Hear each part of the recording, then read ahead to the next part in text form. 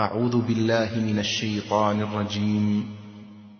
قل هذه سبيلي أدعو إلى الله على بصيرة أنا ومن اتبعني وسبحان الله وما أنا من المشركين.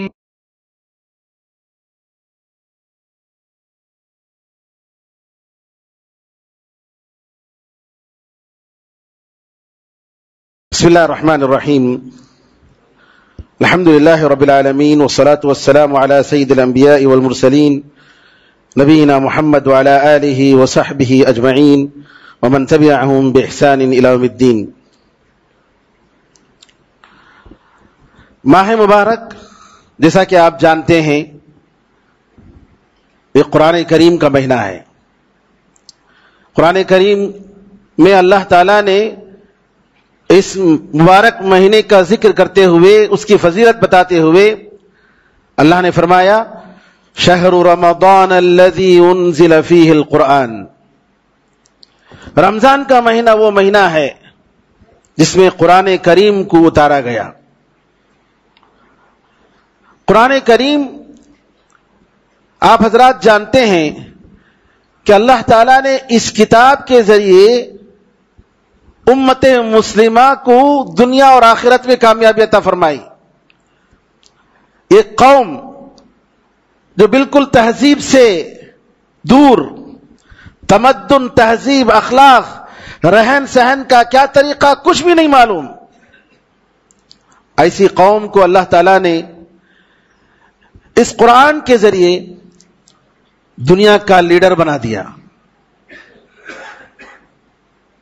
عرب جن کو اللہ تعالیٰ نے قوموں کی امامت، دنیا کی امامت عطا فرمائی اور سینکڑوں سال تک یہ دنیا کے بڑے بڑے ممالک عرب کے زیر رہے، عرب کے ماتحت رہے، کس کا نتیجہ تھا؟ یہ قرآن کریم کا نتیجہ تھا میرے بھائیوں. قرآن کریم کی وجہ سے اللہ تعالیٰ نے ان کو وہ مقام عطا فرمایا. عرب صحابہ رضی اللہ عنہم اجمعین قرآن کی وجہ سے دنیا اور آخرت میں کامیاب ہوئے. ان کے بچے بچے قرآن پڑھنے لگے. تعلیم کا جو سسٹم تھا ان کے پاس، سب سے پہلے قرآن کریم کی تعلیم. آپ کو معلوم ہے کہ امام شافعی رحمۃ اللہ علیہ 7 سال کی عمر میں قرآن کریم یاد کرتے ہیں. پرانے زمانے میں جو پڑھنے کا، تعلیم کا جو رواج تھا مسلمانوں کے پاس کہ سب سے پہلے بچہ اگر بولنا سیکھتا، ایمان کی بنیادی باتیں بتانے کے بعد سب سے پہلے اس کو قرآن کریم کی تعلیم دی جاتی. قرآن کیا ہے، قرآن کی عظمت اس کو بٹھائی جاتی. علماء نے کتابوں میں لکھا ہے کہ بچے کو سب سے پہلے قرآن کریم پڑھاؤ، قرآن کریم سکھاؤ، قرآن کریم کا حافظ بناؤ. آپ دیکھتے ہیں میرے بھائیوں کہ یہ صحابہ رضی اللہ اجمعین کے نقش قدم پر چلنے والے مسلمان، صحابہ، تابعین، تبع تابعین، دوسری تیسری صدی ہجری میں، یعنی 100 سے 150 سال کے فاصلے میں آپ دیکھیں گے کہ سبحان اللہ بغداد جو عراق کا آج پائے تخت ہے، اس زمانے میں واشنگٹن ڈی سی سے بڑھ کر تھا، امریکہ سے بڑھ کر اس کی حیثیت. علماء بغداد کی تاریخ میں لکھتے ہیں کہ جس نے بغداد کو نہیں دیکھا اس نے دنیا کو نہیں دیکھا. ہر قسم کے، ہر علم کے جاننے والے علماء، انجینئر، ڈاکٹر، بہترین سے بہترین معمار، اور کون سا وہ علم نہیں جو بغداد میں نہ ہو. اللہ تعالیٰ نے کیسے عطا فرمایا؟ اسی قرآن کے نتیجے میں میرے بھائیوں. صحابہ رضی اللہ عنہم اجمعین کی زندگی اگر آپ دیکھیں تو ان کی زندگی، ان کے اوقات قرآن میں گزرتے تھے. عمر رضی اللہ تعالیٰ عنہ استنجا کر کے آتے ہیں، قرآن پڑھتے ہوئے آتے ہیں. کسی صحابی سے ملاقات ہو جاتی ہے, کہتے ہیں آؤ اجلس بنا نؤمن ساعتن, آؤ بیٹھو تھوڑی دیر ہم ایمان لائیں, ہمارے ایمان کو تازہ کریں. اور ایمان کی تازگی کے لیے کیا کرتے ہیں؟ قرآن کریم کی تلاوت کوئی کرتا ہے, کوئی سنتا ہے, اور وہاں سے پھر اس کے بعد تھوڑی دیر کے بعد ان کی محفل ختم ہوتی ہے, ان کی نشست ختم ہوتی ہے. صحابہ رضی اللہ عنہ اجمعین کا یہ جو جنریشن تھا, یہ قرآن کریم کی تعلیم اور اس کی تربیت سے بالکل معمور اور مزین, جس کے نتیجے میں آپ دیکھیں گے کہ ان کے رگوں میں قرآن کریم کی تعلیمات دوڑتی تھی. اگر ان سے گناہ سرزد بھی ہو جاتا, ان کے دل تڑپنے لگتے, کانپنے لگتے. اللہ تعالیٰ کا خوف کہ نہیں میں نے گناہ کیا ہے, میں اس گناہ کے ساتھ میں اللہ تعالیٰ کس سے ملنا نہیں چاہتا, اللہ کے رسول مجھے پاک کیجیے. یہ جذبہ ہوتا تھا. یہ کس کا نتیجہ تھا؟ یہ قرآن کریم کا نتیجہ تھا میرے بھائیوں. قرآن کریم کے علم کی وجہ سے, قرآن کریم پر ایمان کی وجہ سے, قرآن کریم کا حق ادا کرنے کی وجہ سے, قرآن کریم کے ذریعے دعوت و تبلیغ کا کام کرنے کی وجہ سے, گھر گھر میں قرآن کریم کی تلاوت. علماء کہتے ہیں کہ ہم بستیوں میں گزرتے, تہجد کے وقت گزرتے تو ہم گھروں سے قرآن کریم کی آواز ہم سنتے, گھروں میں قرآن کریم کی آواز. صلاح الدین ایوبی رحمت اللہ علیہ کے بارے میں آتا ہے کہ دشمنوں کی فوج ہے اور پڑاؤ ڈالے ہوئے ہیں. صلاح الدین ایوبی تہجد کے وقت میں دیکھتے ہیں کہ میری فوج کا کیا حال ہے. گزر رہے ہیں, ٹینٹوں پہ گزر رہے ہیں, خیموں میں قرآن کریم کی تلاوت کی آواز آ رہی ہے. کئی سے لوگ تھے جن کے ذریعے اللہ تعالیٰ نے اس دین کی مدد فرمائی اور دشمنوں پر اللہ تعالیٰ نے ان کو کامیابی اور غلبہ عطا فرمایا. آج ہمارے پاس قرآن کریم کی تعلیم سب سے, نعوذ باللہ, سب سے نیچے, سب سے کم ترین تعلیم میں سے ہے. قرآن کریم کو پڑھنے والا اور پڑھانے والا ہماری نظر میں سب سے ذلیل انسان نظر آتا ہے, نعوذ باللہ. قرآن کریم کی عزت ہمارے دلوں میں نہیں رہی. آپ دیکھیں کہ ہمارے اس شہر میں کتنے مسلمان ہیں. میں یہ پوچھتا ہوں, کیا ہر گھر میں قرآن کریم کا ایک حافظ تو موجود ہے؟ ہم تو پہلے ہی سے اپنے آپ کو توڑ رہے ہیں. ہم خود سبب ہیں اپنی کمزوری کا. کیا کریں گے بھائی, 2 بچے رہے تو بہت, ایک لڑکا ایک لڑکی, اس کے بعد فوراً فیملی پلاننگ. کیا ہے, آرام سے رہنا ہے, ادھر سے آواز ادھر سے آواز, ادھر سے ڈسٹرب مجھے نہیں چاہیے, آرام کی زندگی. یہ سب کس نے سکھایا ہم لوگوں کو؟ ہم لوگوں کو دشمنوں نے سکھایا ہے. دشمنوں نے سکھایا ہے. 1000 سال سے ہمارا رونا ہے, ہم مائنارٹی ہے, مائنارٹی ہے, مائنارٹی ہے, مائنارٹی میں شرنگے. کیونکہ ہماری مائنارٹی بھی ٹھیک نہیں ہے نا, نہ اس کے پاس ایمان ہے, نہ اس کے پاس عقل ہے, نہ اس کے پاس علم ہے. ارے کم از کم, جیسا کہ بعض لوگوں نے کہا, ارے کم از کم ایک دروازہ تو بند نہ کرو, اس کی وجہ سے تو کم از کم تمہاری تعداد بڑھ سکتی ہے. رزق دینے والا اللہ تعالیٰ ہے, رزق دینے والا اللہ تعالیٰ ہے. اللہ تعالیٰ فرماتا ہے, وَلَا تَقْتُلُوا أَوْلَادَكُمْ مِنْ إِمْلَاقٍ أَوْ خَشْيَةَ إِمْلَاقٍ نَحْنُ نَرْزُقُكُمْ وَإِيَّاهُمْ. تو اپنے بچوں کو فاقہ کشی کے ڈر سے قتل مت کرو, تمہیں بھی ہم رزق دیتے ہیں, انہیں بھی ہم رزق دیتے ہیں. میں راشن کارڈ کا جو ہے وہ ماسٹر کارڈ بنانے کے لیے گیا ایک کمپیوٹر کے آفس میں. اب وہ جو ہے بیچارہ غیر مسلم, اس نے دیکھا کہ میرے 6 بچے ہیں, 4 لڑکیاں اور 2 لڑکے. اس نے کہا, بھائی ایک لڑکی ہے ہمارے پاس, ہم پریشان ہیں, آپ کے پاس 4 لڑکیاں ہیں, 6 بچے ہیں. میں نے کہا, ہم لوگوں کو بھی دینے والا, ان لوگوں کو بھی دینے والا اللہ تعالیٰ ہے. اس نے پیدا کیا، وہ سنبھالتا ہے، ہم کچھ نہیں ہیں، بلکہ ان کی وجہ سے اللہ ہمیں دیتا ہے. ہمیں سوچنا چاہیے. قرآن میں نبی کریم صلی اللہ علیہ وسلم نے فرمایا هل تنصرون وترزقون الا بضعفائکم، کہ تمہیں جو مدد ملتی ہے، تمہیں جو رزق ملتا ہے، تمہارے کمزوروں کو دیکھ کر، تمہاری عورتوں اور تمہارے بچوں کو دیکھ کر اللہ تمہیں رزق دیتا ہے. کبھی یہ نہیں سمجھنا کہ میں کما رہا ہوں، میری محنت ہو رہی ہے، میں اپنا خون پسینہ کر رہا ہوں. نہیں میرے بھائیوں، اللہ تعالیٰ ان کو دیکھ کر ہمیں رزق دیتا ہے. پیدا کرنے والا اللہ، پالنے والا اللہ، رزق دینے والا اللہ. عبداللہ بن مسعود رضی اللہ عنہ کے بارے میں آتا ہے کہ سبحان اللہ، ان کے انتقال کے وقت لوگوں نے کہا کہ بچوں کے لیے کیا چھوڑے ہو؟ کہا کچھ نہیں ہے، ان کو قرآن سکھایا ہوں اور اللہ تعالیٰ سے امید ہے کہ اللہ ان کی حفاظت فرمائے گا. عمر بن عبدالعزیز رحمت اللہ علیہ مرتے ہوئے خلیفہ ہیں، وقت کے خلیفہ، کچھ نہیں، ان کی اولاد غریب.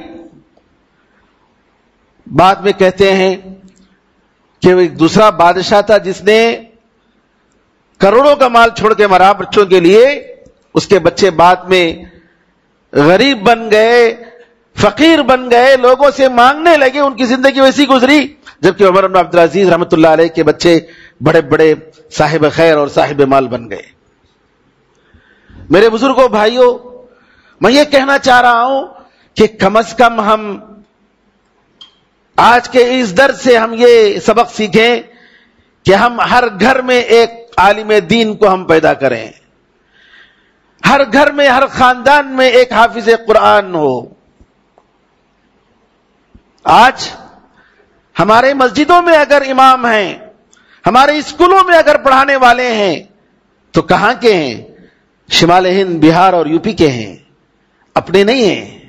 کیوں؟ مدراس کے لوگ جو ہے ان کو دنیا کا علم چاہیے، دین کا علم چاہیے. دین کے علم کی ضرورت نہیں ہے، ان کو ڈگری چاہیے، ڈاکٹر اور انجینئر اور پائلٹ بننا ہے. جی ہاں، ارے تمہارے لیے کون دعا کریں گے؟ یہ جن کے دل میں اللہ کا خوف ہے، ان کی دعائیں آسمان بھی روک نہیں سکتی. اللہ تعالیٰ ان کی دعاؤں کو قبول فرمائے گا.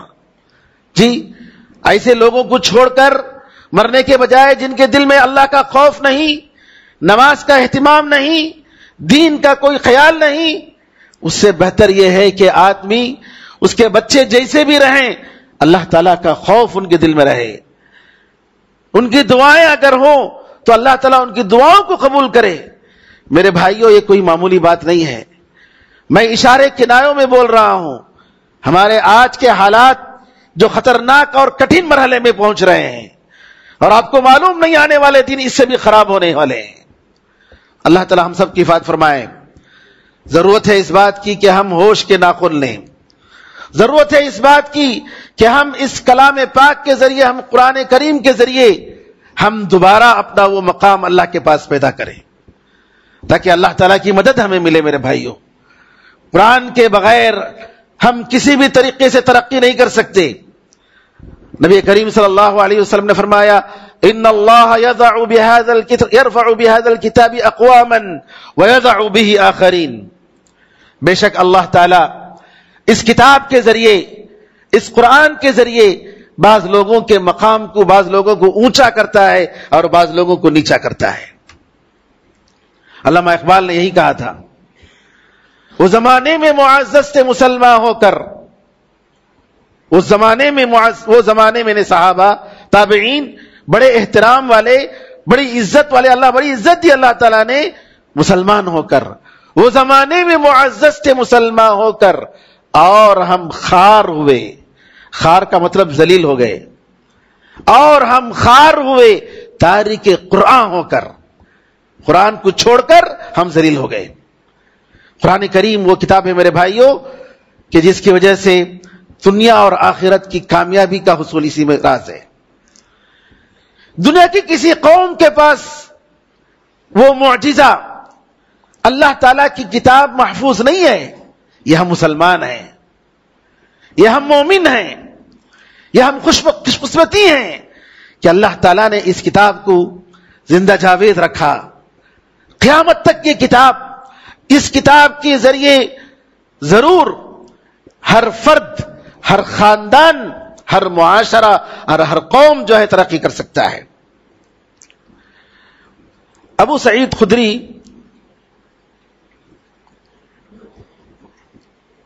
علی رضی اللہ تعالیٰ عنہ کا ایک قول نقل کرتا ہوں، جس میں علی رضی اللہ تعالیٰ عنہ فرماتے ہیں قرآن کریم کے بارے میں، آپ کا کلام سبحان اللہ، اس کلام کو اگر سمجھ لیں اور ہم اس کے مطابق اپنی زندگی بنا لیں تو یہ ہمارے لیے کافی ہے. کہتے ہیں علی رضی اللہ تعالیٰ عنہ کا یہ قول ہے، گرچہ کہ بعض روایتوں میں نبی کریم صلی اللہ علیہ وسلم کی طرف منسوب کیا گیا ہے کہ آپ نے فرمایا فتنے بہت آئیں گے، فتنوں کا زمانہ آئے گا. لوگوں نے پوچھا کہ اس سے بچنے کا کیا راستہ ہے؟ فرمایا اللہ کی کتاب، اللہ کی کتاب. اس کتاب میں تم سے پہلے والے لوگوں کی خبریں ہیں، تمہارے بعد والوں کی خبریں ہیں. اور یہ کتاب فیصلہ کن کتاب ہے، کوئی تماشا اور کھیل کی کتاب نہیں ہے. اگر کوئی ظالم اس کتاب کو چھوڑے گا تو اللہ تعالیٰ اس کو توڑ دے گا، اور اگر کوئی شخص اس کتاب کے سوا کسی اور کتاب سے ہدایت لینے کی کوشش کرے گا اللہ تعالیٰ اس کو ذلیل کر دے گا. ہدایت کس میں چاہیے؟ اللہ تعالیٰ کی کتاب میں، قرآن میں. امام احمد رحمت اللہ علیہ کا زمانہ 240 ہجری میں انتقال ہوا. حارث بن مسکین ایک صاحب تھے، وہ بہت ساری کتابیں لکھتے تھے، خطرات، وساوس، دلوں کی باتیں، دلوں میں جو بات آتے ہیں، وسوسے، ایسی کتابیں لکھتے تھے. لوگ آ کر امام احمد رحمت اللہ علیہ سے کہنے لگے حارث بن اسد المحاسبی کی کتاب، اس میں بہت ساری عقل اور حکمت کی باتیں ہیں، آپ کا کیا خیال ہے کہ پڑھنا چاہیے کہ نہیں پڑھنا چاہیے؟ امام احمد رحمت اللہ علیہ نے فرمایا ایاکم وہذہ الکتب فانہا کتب بدع وضلالہ، تم ان کتابوں سے دور رہو کیونکہ یہ کتابیں بدعت اور گمراہی کی کتابیں ہیں. لوگوں نے کہا اس میں عبرت کی باتیں ہیں، نصیحت کی باتیں ہیں، حکمت کی باتیں ہیں.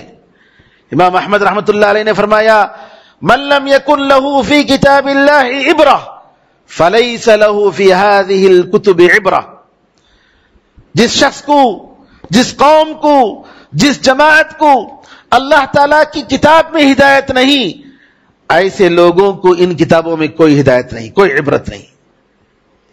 تو میرے بزرگوں، علی رضی اللہ عنہ فرماتے ہیں کہ اگر کوئی شخص اس کتاب کے علاوہ کسی اور کتاب سے ہدایت تلاش کرے گا اللہ تعالیٰ اس کو گمراہ کر دے گا. یہ اللہ تعالیٰ کی مضبوط رسی ہے اور ایک مضبوط نصیحت ہے، یہ صراط مستقیم ہے، اور یہ وہ کتاب ہے جس کی وجہ سے غلط خیالات، انحرافات، غلط فکرے، افکار یہ کس کتاب کو اس کتاب کو میں اثر نہیں کر سکتے، بلکہ یہ کتاب باطل کو دور کرنے والی ہے، باطل کو ہٹانے والی ہے. کوئی بھی شخص اگر باطل نظریات کو لے کر اس کتاب میں داخل کرنے کی کوشش کرے گا تو یہ کتاب اس کو باہر کر دے گی، نکال دے گی. پڑھتے ہوئے اس کتاب میں کسی قسم کا خلط ملط نہیں ہوگا. علماء پڑھ کر سیراب نہیں ہو سکتے. جی ایسا نہیں ہو سکتا ہے کہ پڑھ کر یہ بالکل خلاص اب تھک گیا میں، نہیں. قرآن کریم جتنا بھی پڑھیں گے آپ، یعنی سبحان اللہ کتنی آوازوں میں پڑھی جا رہی ہے، کتنے اندازوں میں پڑھی جا رہی ہے، اور ہر مرتبہ لگ رہی ہے کہ یہ نئی آیت ہم پر گزر رہی ہے. سبحان اللہ. علماء کرام اس سے نئے نئے مسائل استنباط کرتے جا رہے ہیں. اس کتاب کو بار بار پڑھنے سے کتاب پرانی نہیں ہوگی، اس کے عجائب اور غرائب ختم نہیں ہوں گے. سبحان اللہ. اس کے عجائب اور غرائب یعنی اس کے میراکلز دن بدن نکلتے آ رہے ہیں, دن بدن نکلتے آ رہے ہیں. قرآن کریم میں ایک مثال ہے, اللہ نے فرمایا جو لوگ اللہ کے راستے میں خرچ کرتے ہیں ان کی مثال ایک دانے کی مثال ہے. کمثل حبۃ انبتت سبع سنابل, کہ ایک دانہ جس کے 7 خوشے ہیں اور ہر خوشے میں 100 دانہ ہے. فی کل سنبلۃ 100 حبہ. لوگوں نے کہا کیا ایسا ہو سکتا ہے کہ ایک دانے سے 7 خوشے اور ہر خوشے میں 700 دانہ؟ اللہ تعالیٰ نے جو مثال جو بتایا ہے ایسے ہی مثال بتایا ہے. اللہ اکبر. قرآن کریم کے بارے میں ایسا تصور ہرگز نہیں کر سکتے. ومن اصدق من اللہ قیلا, اللہ تعالیٰ سے بڑھ کر سچا کون ہو سکتا ہے باتوں میں؟ اس کی مثالیں بھی سچی ہیں, اس کے واقعات سچے ہیں, اس کی خبریں سچی ہیں. سیریا میں انٹرنیٹ میں آپ دیکھیں ملے گا آپ کو, ایک صاحب کہتے ہیں کہ زمین کھود رہا تھا اپنی کھیتی میں, تو مجھے ایک زمین میں پرانے زمانے کا ایک صندوق ملا, اس میں کچھ دانے ملے, اور میں نے اس دانے کو اپنی کھیتی میں بویا.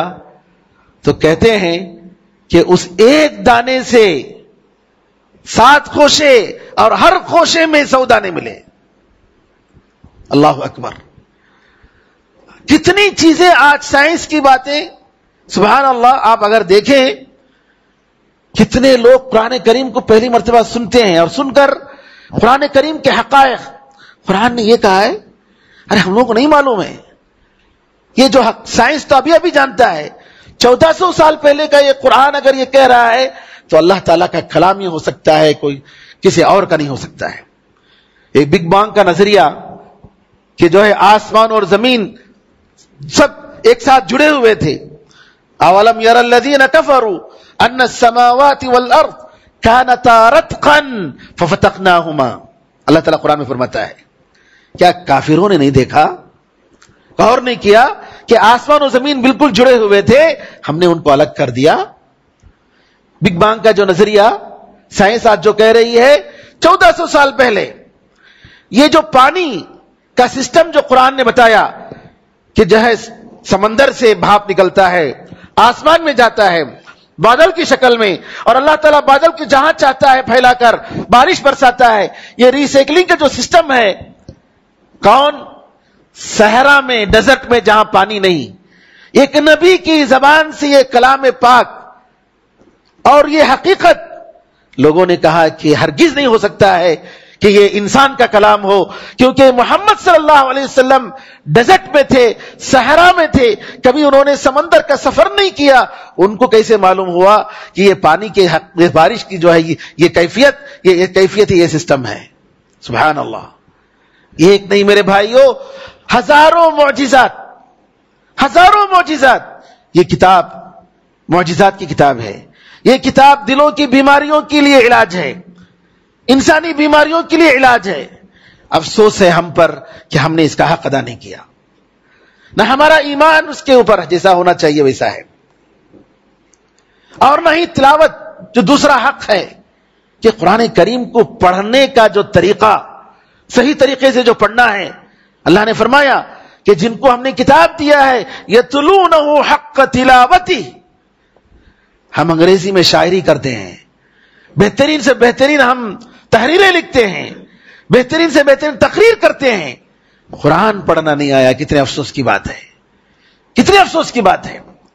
قرآن پڑھنا سیکھیے. دین سیکھنے کے لیے عمر نہیں ہوتی ہے میرے بھائیوں. صحابہ رضی اللہ اجمعین میں بڑی بڑی عمر کے 50 سال 60 سال 70 سال کے صحابہ دین سیکھتے تھے. دین سیکھنے کے لیے وقت نکالیے.